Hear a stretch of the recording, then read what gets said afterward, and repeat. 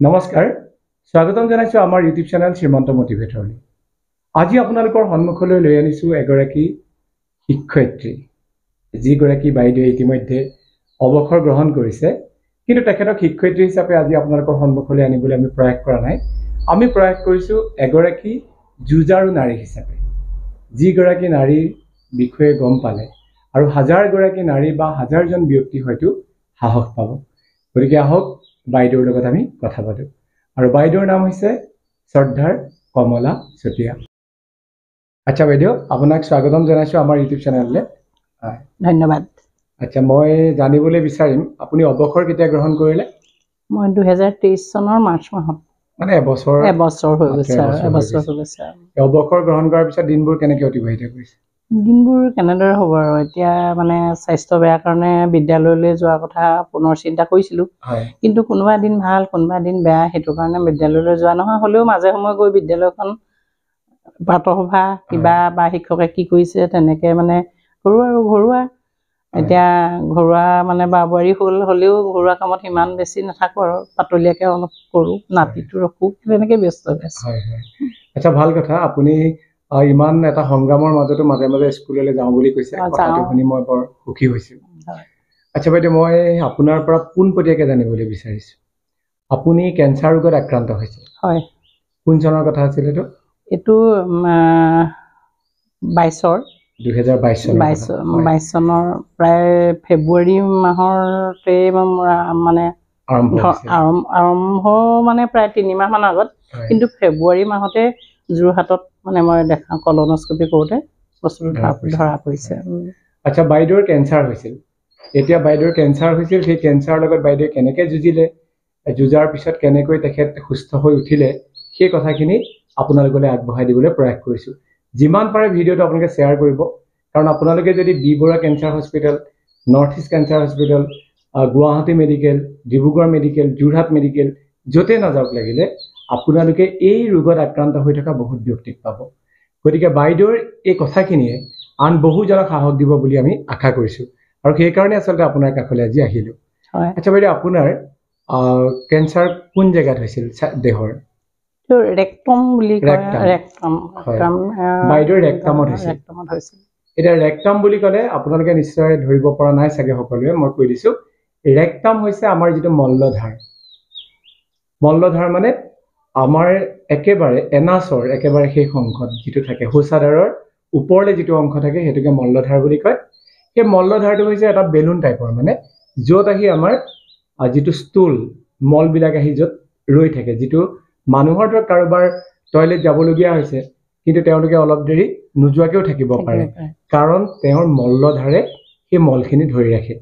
সেই জেগাটুকুৰাতে বাইদেউৰ কেঞ্চাৰ হৈছিল। আচ্ছা বাইদেউ, মই এতিয়া জানিবলৈ বিচাৰিম আপোনাৰ প্ৰথম লক্ষণ কি দেখা দিছিল? প্ৰথম লক্ষণ মানে লেট্ৰিনত অলপ মানে তেজ যায়, তাৰপিছত প্ৰতিদিনে নাযায়, এনেকৈ মাজে মাজে যায়। তাৰপাছত আমাৰ দুই একক সুধিলোঁ, তেতিয়া ক'লে মানে কেঁচুমূৰীয়া বুলি আমাৰ এটা অসুখৰ কথা পাইছোঁ, এইটো কেঁচুমূৰীয়া কয় ন। 2টা ঔষধ খালোঁ, কিন্তু মই তাৰপিছত মই এনেই মনতে ভাবিলোঁ, এইটো মোৰ যেতিয়া লেট্ৰিনৰ লগত তেজ গৈছে, সেই বস্তুটো নিশ্চয় মোৰ ভিতৰৰ পৰা হৈছে। আৰু যিটো কেঁচুমূৰীয়া বুলি কয়, সেইটো শৌচৰ একেবাৰে প্ৰথম দুৱাৰখনত দেখাই দিয়ে। মোৰ কিন্তু তাত কোনো লক্ষণ নাছিলে, সেইটো কাৰণে মোৰ সন্দেহ হৈছিলে যে মই অন্ততঃ ভিতৰত কিবা এটা হৈছে। সেইটো কাৰণে মই প্ৰথম দিনা শিৱসাগৰলৈ গৈছিলোঁ। এটা কথা মই এতিয়া তেখেতৰ নাম ল'ব লাগিব, আমাৰ এই বেংকতে চাকৰি কৰে ৰমা শইকীয়া, তেখেতে ক'লে আপুনি যোৰহাট মেডিকেল কলেজলৈ যাওক, যোৰহাট মেডিকেল কলেজলৈ তাত ভাল ডক্টৰ আছে। সেইদিনা এনেই কিবা কিবি বজাৰ সমাৰ কৰি পিনি সৰুটো ল'ৰাই সৈতে ঘৰলৈ ঘূৰি আহিলোঁ। দ্বিতীয় দিনা গ'লোঁ, তেখেতলোকে কলনস্কপি কৰিবলৈ ক'লে। প্ৰথম দিনা 2টা কিবা এক্সৰে হ'ল, গুচি আহিলোঁ। কলনস্কপি কৰিলেতো পেটটো খালী কৰিব লাগে, কিবা দৰৱ দিলে। তাৰপিছত পিছদিনা গ'লোঁ। আৰু জীৱনত মই এটা হয়তো বহুত ডাঙৰ এটা কৰিলোঁ। মই তেতিয়া কলনস্কপি কৰোঁতে মই ডক্টৰক কৈছিলোঁ যে ইমান কষ্টদায়ক এটা মানে সেইটো চিকিৎসা, কিন্তু মই তেতিয়া ডক্টৰক তেতিয়াই কৈছিলোঁ মই 3টা কেঁচুৱা জন্ম দিলোঁ নৰ্মেল, কিন্তু মই ইমান কষ্ট পোৱা নাই। যিয়ে নহওক তাতেই ধৰা পৰিলে। তাৰপিছত প্ৰথম দিনা ল'ৰাটো অকণমান জানিলে, মই জনা নাছিলোঁ। দ্বিতীয় দিনা ৰিপৰ্টটো দিবলৈ লওঁতে মোক সন্মুখতে ডক্টৰজনে সুধিছিলে পেচেণ্ট কোন? ছাৰ মই ক'ব পাৰিনে? ক'ব ছাৰ, কওক। একো নহয়, কওক। তেখেতে তেতিয়া কৈছে আপোনাৰ অকণমান কেঞ্চাৰ ধৰা পৰিছে, আপোনালোক লৰালৰিকে বি বৰুৱালৈ গুচি যাওক। তেতিয়া মই কৈছিলোঁ ছাৰ ইতিমধ্যে মোৰ সৰু ল'ৰাটোৰ বিয়া তামোল পাণ পেলোৱা ঠিক আছিলে, 1 মাৰ্চত বিয়া আছিলে। মই ক'লোঁ ছাৰ আমাক প্ৰাথমিক চিকিৎসা এটা দিয়কচোন। মই ইটো প্ৰকাশ কৰা নাই যদিও মই কৈছোঁ। তেতিয়া সৰু ল'ৰাটো পটকৈ ক'লে, তেতিয়া ডক্টৰে ক'লে আপোনাক আমি এমাহ দিব নোৱাৰোঁ, এমাহ বাদ দিয়ক, এদিনো নিদিওঁ, আপোনালোক ধৰা পৰিছে, আপোনালোক পটাপট গুচি যাওক বি বৰুৱালৈ, তাত আপোনালোকৰ ট্ৰিটমেণ্ট পাব, আপুনি পটাপট ভাল হ'ব। তেতিয়া সৰু ল'ৰাটোৱে ক'লে হ'ব ছাৰ আমি গুচি যাম। সেইদৰে ঘৰলৈ আহি আলোচনা কৰি ছোৱালীলৈ খবৰ গ'ল, তাই দুলীয়াজানৰ ঘৰ, জোঁৱাই আহিলে। তাৰপিছত আমি বেছি দেৰি নাই কৰা, হয়তো এদিনৰ পিছতে নেকি, ইমান মোৰ মনত নাই, আমি বি বৰুৱালৈ গুচি গ'লোঁ। তাত গৈ আমি চালোঁ যিবিলাক কাৰ্ডৰ ট্ৰিটমেণ্ট, সেই ট্ৰিটমেণ্টবিলাক বৰ লেহেমীয়া গতিত হয়। গতিকেলৈ আমি ফাৰ্মাচীতে এজন ল'ৰাই ক'লে ইতিমধ্যে জোঁৱাই অইলৰ চাকৰি, সৰুটো ল'ৰা মোৰ স্কুলৰ, 3জন চাকৰি কৰা মানুহে বহুত দিন তাত থাকিবলৈও অসুবিধা। গতিকেলৈ ফাৰ্মাচীতে ক'লে যে আপোনালোকে ওপৰত প্ৰাইভেট ট্ৰিটমেণ্ট হয়, আপোনালোকে ইয়াত বহুত দিন লাগিব নহয়, তাত যাওক। আমি সেই হিচাপে কৰিলোঁ। আমি 6 দিনৰ ভিতৰত গোটেইখিনি কৰি, যিমানখিনি কৰি এটা কেমলৈ মই ঘৰলৈ আহিছোঁ। আচ্ছা, মই এটা কথা সুধোঁ, এই কেঞ্চাৰ শব্দটো যেতিয়া মানে কেঞ্চাৰ বুলি ক'লে বিৰাট ভয়ানক নহয় জানো? ভয়ানক। আৰু কেঞ্চাৰ বুলি ক'লে আপুনি চাব যে আগৰ চিনেমাবিলাক, উপন্যাসবিলাক, চবতে কেঞ্চাৰ হ'লে মানুহজনৰ মৃত্যুটোৱে দেখে। মৃত্যুটোৱে পদূলিৰ পৰা মানুহ ঘৰলৈ নাহে। এই আপাহতে মই সাহিত্যিক বা চিত্ৰনাট্যকাৰ সকলোকে এটা কথা অনুৰোধ জনাওঁ যে কেঞ্চাৰত কেৱল মানুহ মৰাটোৱে নেদেখাব, মানুহ জীওৱাটোৱে দেখাব। তাৰ প্ৰমাণ হিচাপে এই বাইদেউ, তাৰ প্ৰমাণ হিচাপে আমি নিজেও।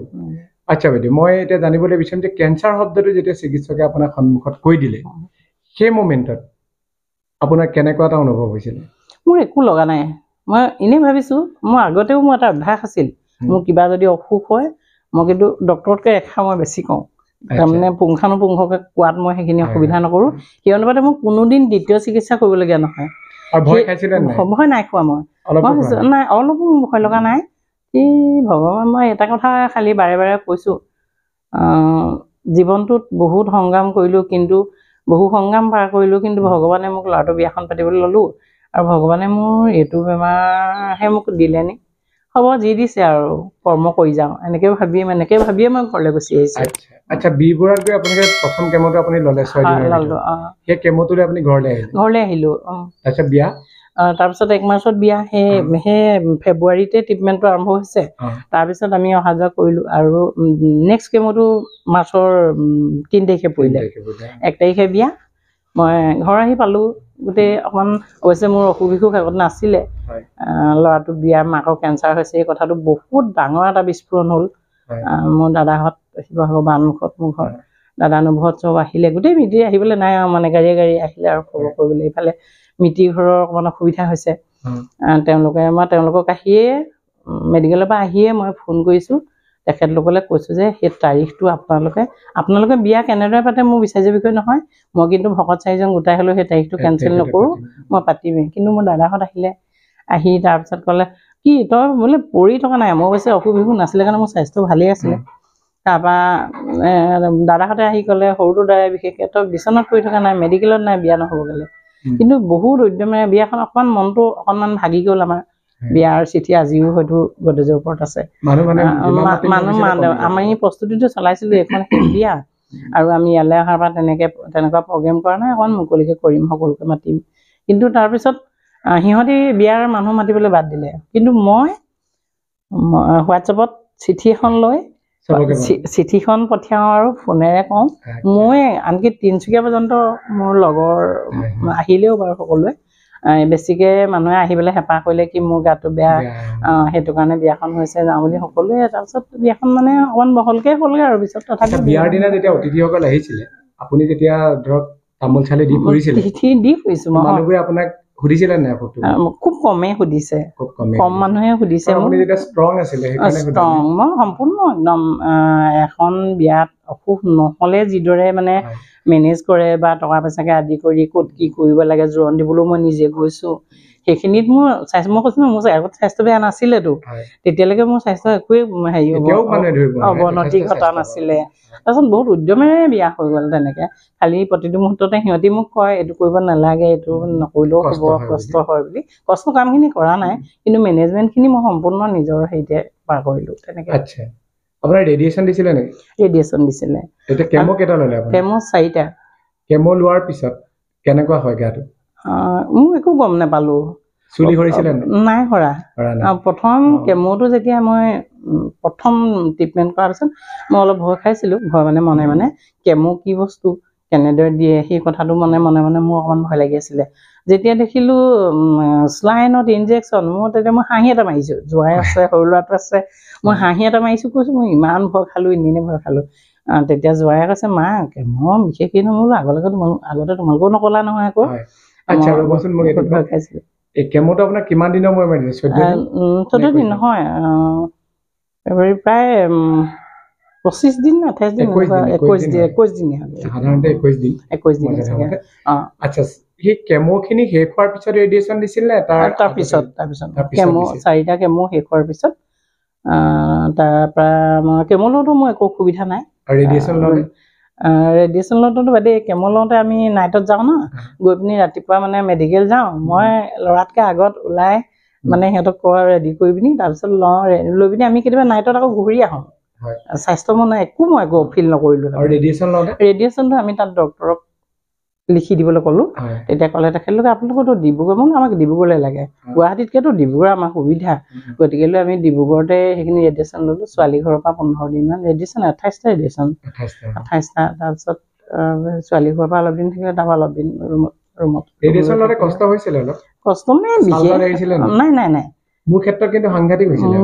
মোৰ কিন্তু মই ভাবিব নোৱাৰোঁ কোনটো পৰ্চনত দিছিলে ৰেডিয়েশ্যন? মোৰ যিটো এই নাড়ীটো পোনে পোনে সেইখিনি দিছিলে। বেক চাইডে দিছিলে?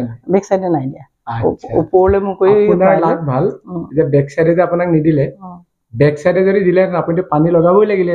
সেইটো পানী লগাওঁতে আপোনাৰ তেতিয়া সমস্যা হ'ল। নহয়, এক চাইডে আকৌ য'ত দিয়ে পানী গা চা ধুওঁতে নহয়, সেইটো মানে কি হয়, আপোনাৰ ফ্ৰণ্ট চাইডটো আপুনি অকণমান কন্ট্ৰল কৰিব পাৰে, কিন্তু আপুনি টয়লেট যাবলৈ হ'লে বেক চাইডত আপোনাৰ পানী ইউজ কৰিবই লাগিব। তেতিয়া মানে আপোনাৰ অলপ বিপদ হ'লে তেনেকে নাজানো। আচ্ছা, মই আপোনালোকক এষাৰ কথা কৈ দিছোঁ, যেতিয়া ৰেডিয়েশ্যন কোনোবাই লয়, সেই ৰেডিয়েশ্যন লোৱা জেগাটুকুৰাত কোনো কছমেটিক লগাব নালাগে, চাবোন লগাব নালাগে, পানী লগাব নালাগে। আৰু কেতিয়াবা যদি কিছুমানৰ অৰেল কেঞ্চাৰ হয়, ধৰক দাঁতৰ আলুত হ'ল বোলে, তাৰপিছতে তেওঁলোকৰ আপোনাৰ ডিঙিত হ'ল, সেই পৰ্চনবিলাকত হ'লে তেতিয়া এই মানে শ্বেভিং কৰিব নালাগে, পুৰুষৰ যে দাড়ি চাৰিবিলাক কাটিব নালাগে, আৰু সূৰ্যৰ পোহৰটোৰ পৰা অলপ আঁতৰাই ৰাখিব। তাত দেখিছিলোঁ মানুহবিলাক ৰেডিয়েশ্যন লোৱা, তাত মানুহ লগ পাইছিলোঁ নহয়, মানুহবিলাকৰ দাড়ি কাটিবলৈ নিদিয়ে, কিবা কিবি কৰিবলৈ নিদিয়ে। মোৰ ক্ষেত্ৰত সেইবিলাক নহয় আৰু যাওঁ আৰু ৰেডিয়েশ্যনটো বেছি সময় নহয়, 15 মিনিট মানহে হয়। 15 মিনিটো নালাগে। নালাগে বস্তু। মোক আৰু এটা কথা আপুনি কওক, কেমো 4টা দিয়াৰ পিছত আপুনি 28টা ৰেডিয়েশ্যন লৈছোঁ। ৰেডিয়েশ্যন শেষ হোৱাৰ কিমান দিনৰ পিছত আপুনি চাৰ্জাৰী কৰিলে? চাৰ্জাৰী কৰিবলৈ মোৰ দিন লাগিলে মানে তেখেতলোকে দেখোন ৰেডিয়েশ্যন কৰাৰ পিছত আমি প্ৰতিবাৰে ৰেডি হৈ যাওঁ, অপাৰেশ্যনটো কৰিব লাগিব। প্ৰথমতে ক'লে লেপৰস্কোপ কৰিম, এনেকৈ ক'লে ডক্টৰে। সেইটো কাৰণে আমি সিমান এটা টেনশ্যন লোৱা নাছিলোঁ তেতিয়া। তাৰপিছত যেতিয়া মানে তাত আমি গৈ প্ৰতিবাৰতে যাওঁ, গৈ পিনি কিবা এটা ওলাই, একেবাৰে লাষ্টত যে মোৰ এটা এইটো কি বুলি পটককৈ পাহৰিছোঁ, সেই পৰীক্ষাটো কৰোঁতেও কিন্তু মোক বহুত দিন লগাই দিলে, কেইবাদিনো লগাই দিলে। একেবাৰে লাষ্টত মই যে ভবা নাই, সেইটো মোক বেজিয়ে খুচি ডিঙিত, থাইৰয়ডটো পৰীক্ষা কৰোঁতে কেইবাটাও পৰীক্ষা কৰিলে, মানে চব ঠিকেই থাকে, তেওঁলোকে কিবা কি সন্দেহ কৰিছিলে নাজানো। পাছত আকৌ ক'লে এজন ডক্টৰে আপোনাৰ মাংসটো মানে অলপ চৰ্বিটো বেছি কাৰণে মানে ধৰা পোৱাত অকণমান কেতিয়াবা মানে অসুখটো থাইৰয়ডলৈ গুচি যায়।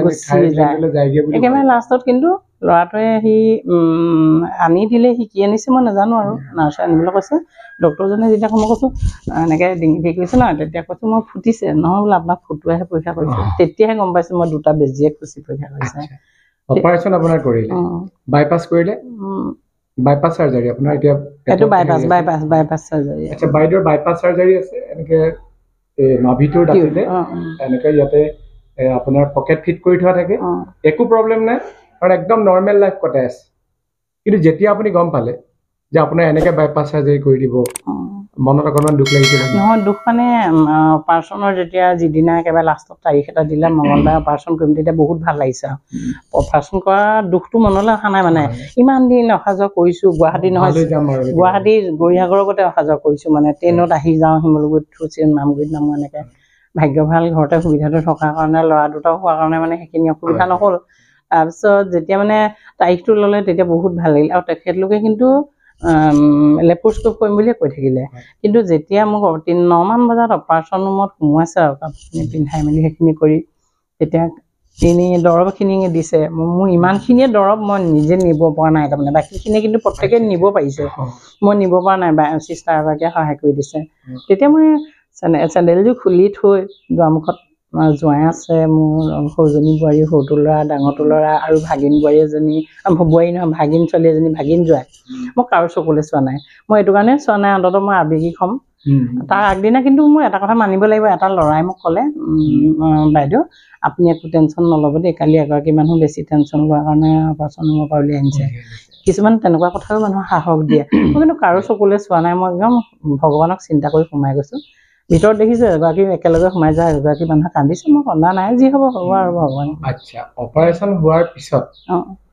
কিমান সময়ৰ পিছত চেঞ্জ আহিলে সম্পূৰ্ণ চেঞ্জ লাগিলে চাগে আইচিউত থৈছে নহয় মোক বিষ কেনেকুৱা হৈছিল বিষ মানে সেইটো ভাবিব নোৱাৰা মানে কি মোজাযোৰ ইমান দূৰলৈকে পিন্ধোৱা সেইটো যন্ত্ৰণা হাত ভৰি বন্ধা তাৰপিছত মই তাতে এটা কথা হ'ল আইচিউত যেতিয়া উলিয়ালে 6.5 ঘণ্টা অপাৰেশ্যন মোক তাৰপিছত মেচিন এটা তেওঁলোকে অপাৰেশ্যন কৰি থাকোঁতে চৰ্বি বেছি কাৰণে লেপ্ৰস্কোপত কাম নহ'ল বুলি এটা মেচিন কিনি আকৌ মোক ফালিছে সেইটো কাৰণে দেৰি লাগিলে বাহিৰত মানে সিহঁতৰ অৱস্থা বহুত বেয়া মানে আৰু ইমান সময় 60 বছৰীয়া মানুহগৰাকী 6.5 ঘণ্টা অপাৰেশ্যন এই যে অপাৰেশ্যনৰ ভিতৰলৈ যেতিয়া সোমাই গৈছিলে এইটো বিশ্বাস আছিলে না যে আকৌ ভাল হৈ ওলাই আহিম বুলি মই সেইবোৰ একো চিন্তা কৰা নাই ভাল হ'ম বেয়া হ'ম খুব ভাল কথা এই কথাবিলাক সাধাৰণতে ৰোগীবিলাক মই এই কাৰণে সুধি আছোঁ আপোনাক যে কিছুমান মানে এই অসুখটো হ'লে বহুতৰ মনলৈ আহিব পাৰে গতিকে একদম ডোন্ট কেয়াৰ নাই একদম ডোন্ট কেয়াৰ যাব সাহসত কৰিব লাগে অপাৰেশ্যনটো ওলাই আহিব লাগে আৰু ভাল হৈ যাব তাৰপিছত অতিকে ইণ্টাৰেষ্টিং কি মই আইচিউত থাকোঁতে তাৰপিছত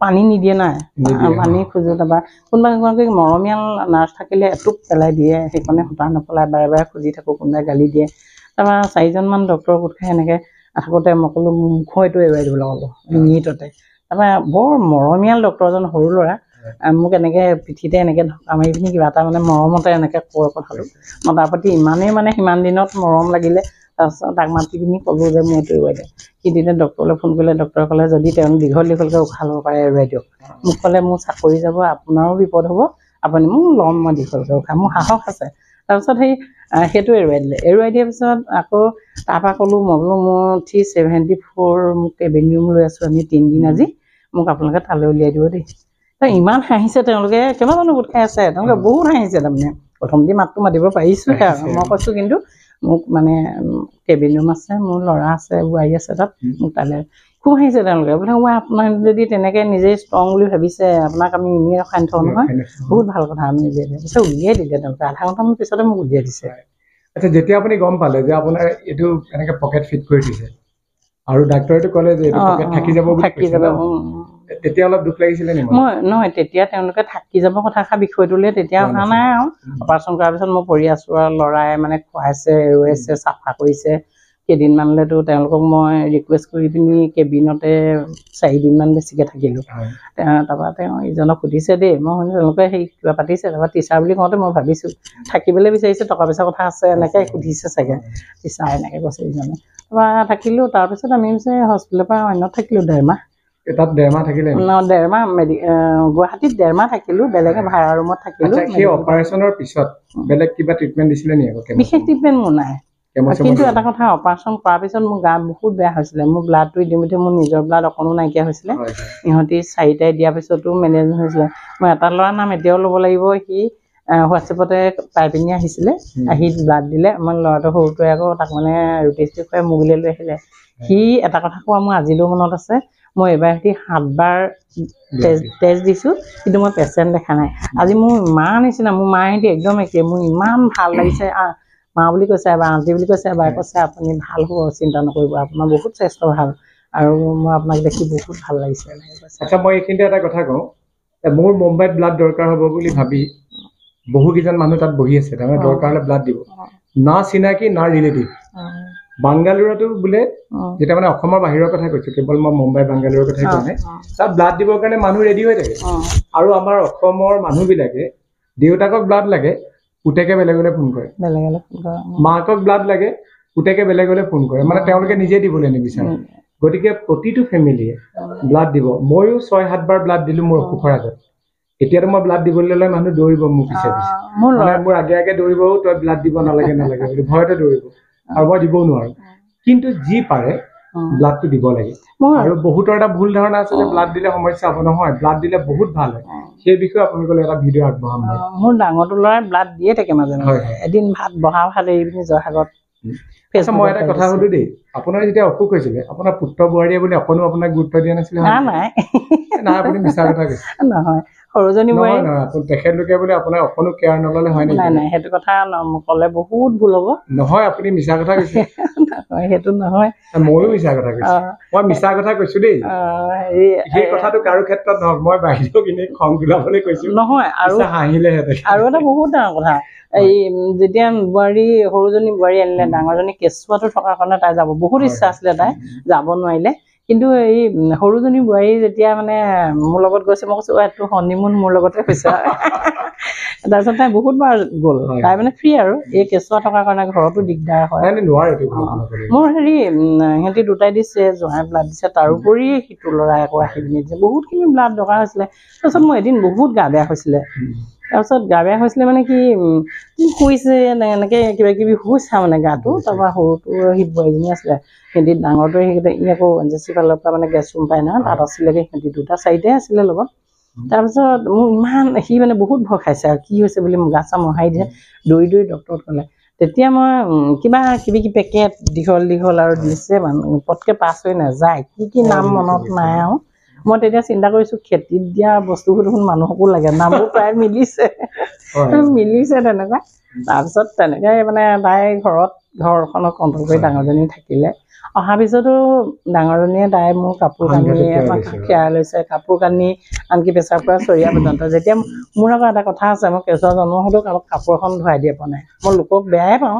যেতিয়া মই নিজে পাৰিলোঁ আৰু তেতিয়া মই ক'লোঁ যে নালাগে তই প্ৰথম কেইদিনমান তাই সম্পূৰ্ণ গোটেইখিনি কৰি দিছে আচ্ছা এখেতৰ দুজন পুত্ৰ এগৰাকী কন্যা খুব ভাল মই এই কথাটো কি কাৰণে কৈছো আপোনালোকক মই মানে বোলো বাইদেউৰ খংটো তোলাওঁ বাইদেউ হাঁহিয়ে দিলে এখেতৰ পুত্ৰ বোৱাৰী যি জোঁৱাই সকলোৱে সাংঘাতিক কেয়াৰ ল'লে মই এই কথাটোৱে ক'বলৈ বিচাৰিছো যেতিয়া কেঞ্চাৰৰ নিচিনা এটা অসুখ হয় সেইখিনি সময়ত চিকিৎসকৰ পৰা বিচৰা হয় চিকিৎসা আৰু পৰিয়াল আপোন মানুহবিলাক বন্ধু বান্ধৱ সেই আত্মীয় স্বজন সকলোৰে পৰা বিচৰা হয় অকণমান মৰম হয়নে সেইটোতো হয়ে সেই মৰম চেনেহটো যদি পোৱা যায় নহয় তেতিয়াহ'লে ঔষধে যিমান কাম কৰে সেই একেটা কাম কিন্তু ৰোগীজনৰ ক্ষেত্ৰত সেই মৰম চেনেহ আন্তৰিকতাবিলাকেও তাৰোপৰি 100 ভাগৰ মই 40 ভাগহে দৰৱ বুলি ভাবিছোঁ নিজৰ মানসিক হেৰিটো 60 ভাগ নিজৰ লাগিব বিশেষকৈ মনটো বহুত শক্তিশালী কিন্তু মোৰ তাৰ ভিতৰতে এটা মই 1.5 মাহ তাত থাকোঁতে এদিন মই ভাগি পৰা বুলিয়ে ক'ব লাগিব এতিয়া বহুত কষ্ট বহিব নোৱাৰি খাব নোৱাৰি সিহঁতি মাছ মাংস জোল বনাই দিয়ে মই থিয় হৈ খাব লাগে বহিব নোৱাৰোঁ এই হেৰিটোত চিলাই দিয়াৰ কাৰণে আৰু মোৰ পুজ পানীটো ভালে দিনলৈ ওলাই থাকিলে সেইটো কাৰণে 1.5 মাহ থাকিবলগীয়া হ'ল তাৰপিছত এদিন বহুত ডাঙৰ বতাহ বৰষুণ যিমান ডাঙৰকৈ দিছে মই সিমান ডাঙৰকৈ কান্দিছোঁ তাৰমানে সেইদিনাখন মোৰ কি হৈছিলে মই নিজে ক'ব নোৱাৰোঁ কিন্তু জীৱনটোত আগছত মই বহুত ষ্ট্ৰং হৈ থাকিলোঁ সেই দিনটোত মই নিজৰ জীৱনৰ ওপৰতে তাৰমানে মই নিজে এইটো ভাবোঁ আমি এইটো পৰ্যায়লৈকে মানুহক কাৰোবাক বহুত কিবা দি উপকাৰ কৰিব নোৱাৰোঁ কিন্তু কাৰো জীৱনত উপকাৰ কৰি পোৱা নাই তাৰমানে কিবা এটা আপত্তি কৰিলে কাৰোবাৰ কিবা এটা লাগিলে ঘূৰাই কওঁহে ভালটোহে কওঁ যে এইটো এদিন কিবা এটা খং উঠে যে কিবা হৈছে নিজৰ ক্ষেত্ৰত বৰ্তমানলৈকে চলি আছোঁ ভৱিষ্যতটো কি হয় সেইটোতো কোনেও নাজানে গতিকেলৈ সেইকাৰণে সেই কথাখিনি কেতিয়াবা লাগে বেয়া লাগে এতিয়া কিন্তু কেতিয়াবা মনত এনেকুৱা লাগে কেনিবা যাম বুলিলে যাবলৈ এটা অকণমান হ'লেও বাধা এটা থাকে নাই প্ৰতি কথাতে বাধা থাকে মই হ'লেও বাৰু একেবাৰেও নোযোৱাকৈ নাথাকোঁ যাওঁ হেৰি লৈ কিন্তু কেতিয়াবা কিবা এটা অকণমান বাধা এটা পৰে সেইটো হয় মোৰ ক্ষেত্ৰতো হয় আচ্ছা প্ৰকৃতিৰ কবি যিজন মানে পিষ্ট অফ নেচাৰ বুলি কোৱা হয় আমাৰ উইলিয়াম ৱৰ্ডছৱৰ্থে এষাৰ কথা কৈছিলে যে মানুহৰ মানে মনটো প্ৰকৃতিৰ ওপৰতো বহুত নিৰ্ভৰ কৰে এই যে বতাহ ধুমুহা অহা দিনাহে আপোনাৰ মনটো বেয়া লাগিলে সেইটো আচলতে প্ৰকৃতিৰ এটা প্ৰভাৱ মানে আমাৰ প্ৰভাৱ মোৰ এইটোকে বেয়া লাগিলে যে হেৰি ন ইমান কষ্ট কৰিলোঁ মোৰ লাইফটো বহুত মানে জঞ্জালত মই পাৰ কৰিলোঁ 3টা ল'ৰা ছোৱালী জন্ম হোৱাৰ পিছত তেখেতৰ কোনো যদিও চাকৰি তাকৰি নাছিলে প্ৰফুল্ল চেতিয়া আছিলে নামটো কিন্তু মই সুখী জীৱন এটা পাৰ কৰিছিলোঁ তেখেত বহুত চৰিত্ৰ পাতি ভাল ঘৰখনত খেতি পথাৰ আছে মই সেইবোৰ কৰিয়ে ভাল পাওঁ কিন্তু সেইবোৰ গোটেইখিনি কৰি মেলি বহুত কষ্টৰে তেখেত কেতিয়া হঠাৎ মোৰ জীৱনলৈ যেতিয়া তিনিটা সৰুটো ল'ৰা 4 বছৰ তেতিয়া অকস্মাতে তেখেতে গৰু এজনী খেদোতে মানে চিলিপ হৈ আৰু মূৰত দুখ পালে, পিঠিত দুখ পালে, ডাৱৰীয়া তলত এক্সিডেণ্ট ঘৰতে এক্সিডেণ্ট। গৰু এজনী বান্ধিবলৈ আছিলে, কঠীয়া ফ্ৰাই খালে। মই ছোৱালীজনীৰ সৈতে সিপাৰত কঠীয়া তুলিবলৈ গ'লোঁ। কঠীয়া বানপানীয়ে কঠীয়া মাৰিলে, কঠীয়া আছিলে জহা কঠীয়া। কঠীয়া ডৰা মানে 4 বোলো তাকে তুলি পিনি ৰুওঁ বুলি গ'লোঁ। তেওঁ আকৌ নগ'ল। সঁচা কথা ক'বলৈ গ'লে তেওঁ এই সংগঠনৰ ল'ৰা কেতিয়াবা আহি পিনি তেওঁৰ পৰা কিবা কিবি আলোচনা এটা, তেখেত গ্ৰেজুৱেট আছিলে তেতিয়া। এইটো কোন চনৰ কথা আছিলে? এইটো 98ৰ। তাৰপিছত সন্ধ্যা সময়ত মই নৈখন সাঁতুৰি পাৰ হৈ আহিছোঁ, ছোৱালীজনীয়ে হাত কৰি দি আহিছে। তাৰপিছত মই আহি পাইছোঁ, গা ধুইছোঁ, সোমাইছোঁ। তেওঁক কৈছোঁ আপুনি আমাক পঠিয়াই নগ'ল? নহয় বোলে ল'ৰা দুজন আহিলে, তাৰপৰা বোলে হাঁহ ছাগলীকেইটাও বান্ধিলোঁ নহয়, এনেকৈ কৈছে দেই। সেইষাৰে কথা পতা। তাৰপিছত গ'ল, আনি কঠীয়া ফ্ৰাই থওঁতে গৰুকেইজনী মানে এজনীয়ে গৰু মুখত দিলে। ই মানুহ ঘৰৰ ল'ৰাজনে গৈ পিনি কঠীয়া খালে বুলি ক'লত গৰুজনী এনেকৈ ৰছীডাল ধৰি এছাৰি এক চাট দি দিলে। তেতিয়াতো গৰুজনী জোৰে দৌৰ মাৰিবই, হাতখন উফৰি আহি এই বাৰান্দাৰ সেই পুৰণা ঘৰত থাকোঁতেই সেইটো কথা খুটাত মূৰটো লাগিলে। এজোপা ডাঙৰ কলগছ কাটিলে যিটো শব্দ হয়, ধাম শব্দ, তেনেকুৱা শব্দ কৰিছে। আৰু মই গা ধুই ভিতৰত সোমাইছোঁ। তেওঁ তেনেকৈ কোনে ভাবে আৰু তেনেকুৱাটো কথা কোনেও নাভাবে। ল'ৰাকেইটাক কৈছোঁ তই প্ৰাৰ্থনা কৰ। তাৰপিছত তেওঁ আকৌ মানে কি খেতি পথাৰ কৰা মানুহ যদি বহুত নিট এণ্ড ক্লিন, চাফ চিকুণ, পথাৰৰ পৰা আহি তেওঁ বস্তা মাৰি দিব ভৰি তাৰমানে এনেকুৱা। তাৰপিছত তেওঁ মোৰ জাগৰাকীয়ে টিউবৱেলৰ পৰা পানী টিং লৈ গ'ল, ঢালি দিলে। মই আকৌ পানীৰ ঘটি লগত লৈ গৈছোঁ। তেওঁ চাফা পানীয়ে গা ধুৱে। আৰু সেইদিনাখনেই আবেলি আকৌ আৰু এটা কথা মোৰ জীৱনত মনত ৰৈ গ'ল। ভাত মোৰ জাগৰাকীয়ে দিছিলে, কিন্তু ভাত দিওঁতে তেওঁক মই লাষ্টৰ ভাত কেইটামান দৰকাৰ হ'ল, মই দিবলগীয়া হ'ল। মাছ এটা পুৰি আকৌ লাষ্টত দাইল ভাত অকণমান মই দিছোঁ। কেতিয়াবা কিছুমান কথা এনেকৈ ভাবোঁ, মই হয়তো তেখেতক বিদায় দিছিলোঁ নি, এনেকুৱা ভাব আহে। সেইদিনা গধূলি। আচ্ছা, মই এইটো সুধোঁ, আপুনি যেতিয়া চিকিৎসালয়ত আছিলে তেতিয়া তেখেতলৈ চাগে বাৰম্বাৰ মনত কেলে নাই পৰা, বহুতবাৰ পৰিছে। কেতিয়াবা এনেকুৱা লাগে, কেতিয়াবা এনেকৈ বহি থাকোঁতে ধৰক এতিয়াও কেতিয়াবা থাকিলে এনেকুৱা, তেওঁ যদি জীয়াই থাকিলে হয়তো এইটো সময়ত এনেকৈ বহি থাকিলোহেঁতেন বা এইখিনিলে আমি ওলাই আহিলোহেঁতেন নাই, বা এইটো ঘৰ কৰিলোহেঁতেন নাই। তাৰপিছত এটা কথাই মই ভাবিলোঁ আৰু তাৰপিছত সেইটো পৰ্যায়ে হ'ল। ককায়েক নাছিলে তেতিয়াতো, এতিয়া কথা ফোন নাই নহয়, আনিবলৈ গ'ল কোনোবা দুজন মানে ভতিজা ছোৱালীজনী বিয়াখন হৈ গৈছিলহে। কিনো ভগৱানৰ কি লীলা নাজানো, ককায়েকে নিজে ছোৱালীজনী বিয়া নিদি দদায়েকক হতুৱাই দিয়ালে, আমাৰ জনাই দিলে। সেই কামখিনি কৰি থৈ যাব লাগে নহয়, পিছলৈ আকৌ কোনোবাই কৰিবলৈ। তাৰপিছত খুব মৰম চেনেহো আছিলে। আচ্ছা, মই একেবাৰে এতিয়া শেষলৈ আহোঁ। মোক আপুনি এইটো কওক যে বি বৰুৱাৰ যিটো ট্ৰিটমেণ্ট, সেই বি বৰুৱাৰ ট্ৰিটমেণ্টটো আপোনাৰ কেনেকুৱা, ভালনে? ভাল। মোক বহুতে সুধি থাকে, মোৰ বি বৰুৱাৰ কোনো বিষয়ে মই বিশেষ নাজানো, গতিকে বাইদেৱে কৈছে যে বি বৰুৱাৰ ট্ৰিটমেণ্টটো ভাল, খালি প্ৰাইভেটত দেখালে অলপ ফাষ্ট হয়। আৰু ফাষ্ট হয় মানে সেইখিনি নিজৰ সুবিধাও হয় কিছুমান, আৰু জেনেৰেলত দেখালে অকণমান শ্ল' হয়, হ'লেও কিন্তু ট্ৰিটমেণ্টটো একেই দিয়ে ট্ৰিটমেণ্ট। আচ্ছা, একেবাৰে শেষত মোক এটা কথা কওক যে এই অসুখত ভুগিলে মানুহক মানে ঔষধতকৈও কোনটো কথাই বেছিকৈ মানে তেখেত সুস্থ হৈ উঠাৰ ক্ষেত্ৰত সহায় কৰে? নহয়, নিজৰ মনটো মেইন কথা। আৰু প্ৰথম আপুনি টকা পইচা বহুত খৰচ কৰি দৰৱ পাতি কিনক, কিন্তু মনটো দৃঢ় কৰি আৰু নিয়মমতে যদি গোটেইখিনি কামখিনি নকৰে, সেয়ে তেতিয়াতো ভাল নহয়। কিন্তু গোটেইখিনি কাম কৰিব লাগিব। এতিয়া খালি মই তাৰ মাজতে ক'লোঁ, মই মানে এটা কথাই মই ভাবোঁ, তেতিয়া মই সেই যদিও তেনেকুৱা হ'লোঁ, মনতে এইটোকে প্ৰতিজ্ঞা কৰিলোঁ আৰু যে মোৰ ভগৱানে মোৰ মা দেউতা এনেকুৱা হওক বুলি দিয়া নাই, আৰু 3টা ল'ৰা ছোৱালী মোক, আৰু তেখেত য'তে আছে তেখেতক মই ইয়াৰ পৰা সেৱা জনাইছোঁ। মোৰ বৰজনা তেখেতে মোক আশ্ৰয়টো দিলে, অন্ততঃ মই সিহঁতি সৰু ডাঙৰ কৰি আনিলোঁ। মই সৰুটো ল'ৰা মেট্ৰিক পাছ কৰাৰ পিছতে ইয়ালৈ আহিছোঁ। তাৰপিছত এতিয়া বৰ্তমান আৰু সিহঁতি চবেই নিজে নিজে খাই বৈ পাৰে, ছোৱালীও তেনেকৈ ভালেই আৰু। আচ্ছা, বাইদেৱে ক'লে মানসিক শক্তিৰ কথা, আৰু একেবাৰে শেষত বাইদেৱে ক'লে ইয়ালৈ আহিলোঁ শব্দটো আপোনালোকে শুনিছে নহয়, মানে বাইদেউৰ পুৰণি ঘৰটো অকণমান আঁতৰত আছিলে। বাইদেৱে আজি কৃতজ্ঞতা প্ৰকাশ কৰিব পৰাটো বহুত ডাঙৰ কথা। বাইদেৱে কৃতজ্ঞতা প্ৰকাশ কৰিছে তেখেতৰ বৰজনাৰ প্ৰতি, কৈছে যে বৰজনাই আমাক আশ্ৰয় দিলে, আৰু তাৰপিছতে আমাৰ যেতিয়া ল'ৰাকেইটা অকণমান খুটি খাব পৰা হ'ল, আমি তেতিয়া ইয়ালৈ উঠি আহিলোঁ। মানে ওচৰতে তেখেতলোকে নতুনকৈ ঘৰ বনালে।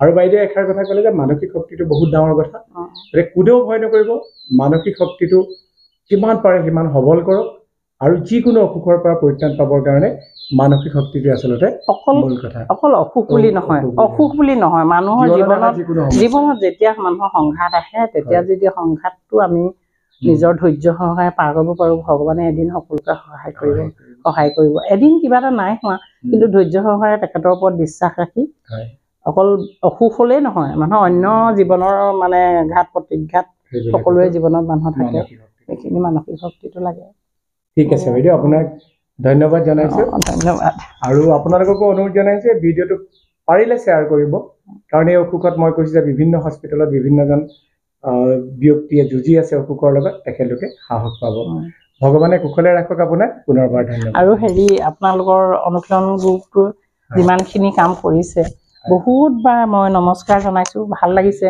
এনেকৈ সকলোৰে প্ৰতি সহযোগিতা মানুহে অকল নিজৰটো চিন্তা কৰিলে নহয় সকলোৰে প্ৰতি সহযোগিতা ৰাখক আৰু বহুত দূৰ আগবাঢ়ি যাওক আমি নমস্কাৰ